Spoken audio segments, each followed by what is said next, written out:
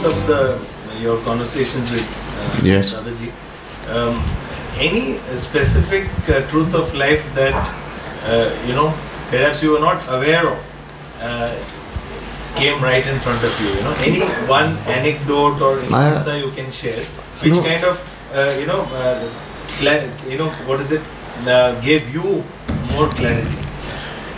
I always believe that I am a Sai Baba of Shirdi worship, and I always believed that I was doing a reasonable job as a disciple.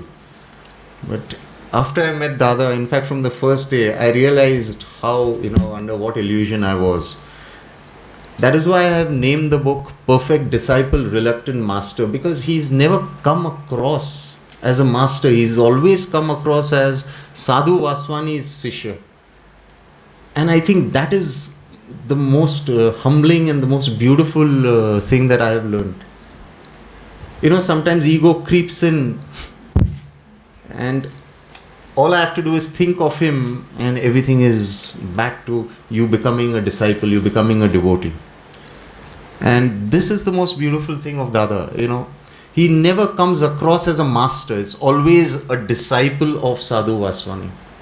Even in our questions and answers, eventually the answer would, gravitate towards Sadhu Vaswani. So I think that is the most important thing. And as I said, he makes everybody feel special. And I think that can only come about if you're coming forth as a perfect disciple. Because as a disciple, you want to always make your master happy and proud of you. And that comes about in every second, every action and motion. So, yes. Dadaji, the question was that in a small film that we saw just now, you had advice for us that before going to sleep, all of us should forgive people who have hurt us or deceived us or whatever, Now, isn't that easier said than done, So how should we reach that stage where we can,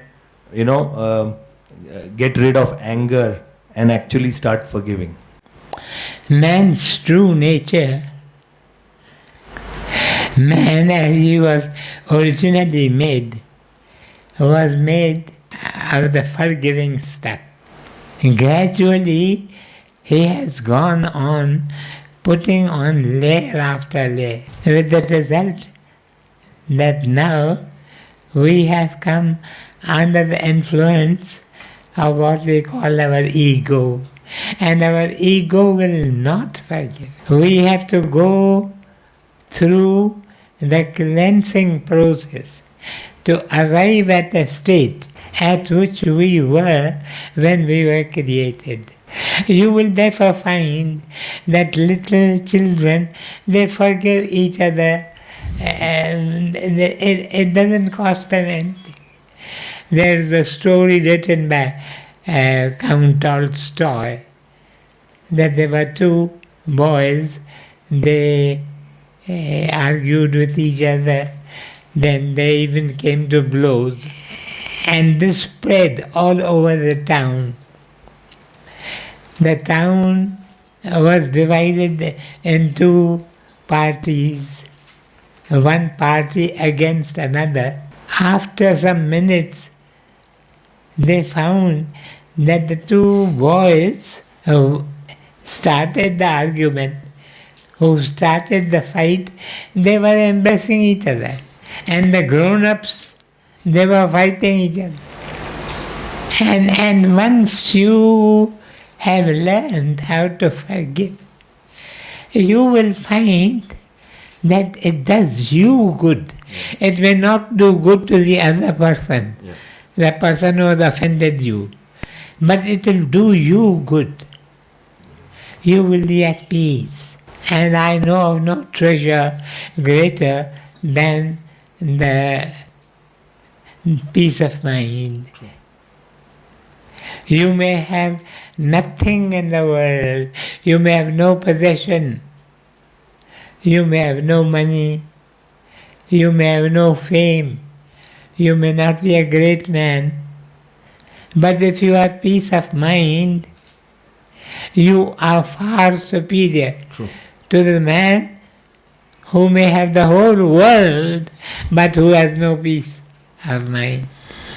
Forgiveness is like the ocean, it's like the sea.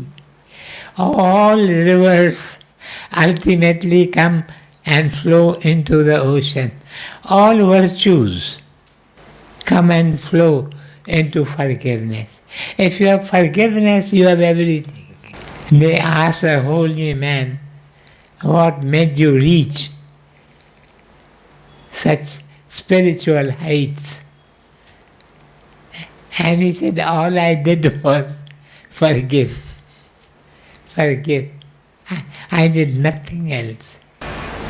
Forgiveness is like what you write on a slate or you write on a board and then wipe it out. You are ever clean. I read of a North American family. There were two boys. They belonged to two different families, but they lived like brothers.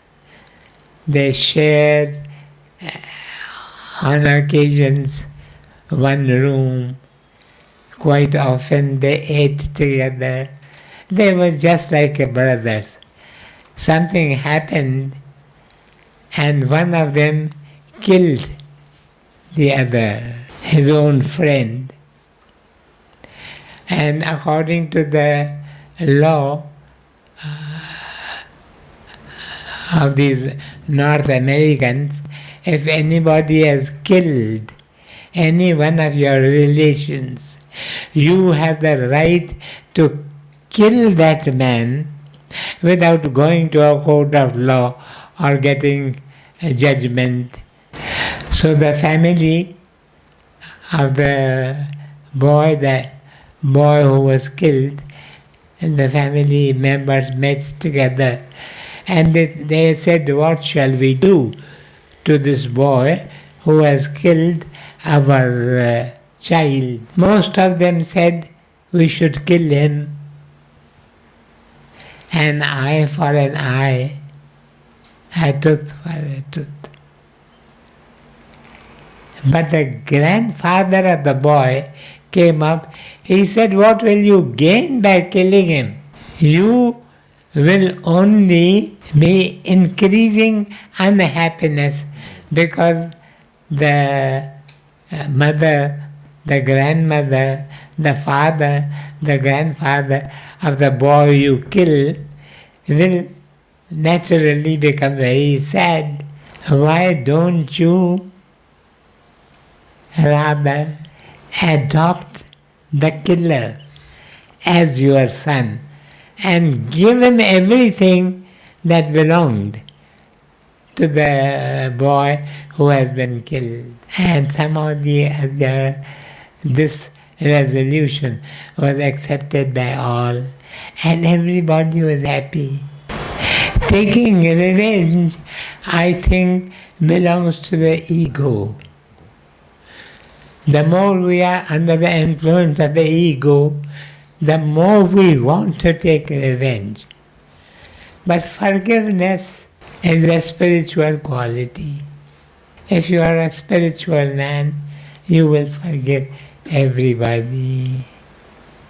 Clara Barton, she was the foundress of the Red Cross movement in UK. Someone wrote to her that I want a certificate from you. I have applied for a job and they tell me that if you can get a certificate from Clara, we will give you the job. So Clara Barton immediately called her secretary and asked her to give a very good certificate to the person. But said the secretary to Clara Barton, do you not remember that 2 years ago she had scandalized you? Clara Barton said, I clearly remember that I have forgotten what she did 2 years ago.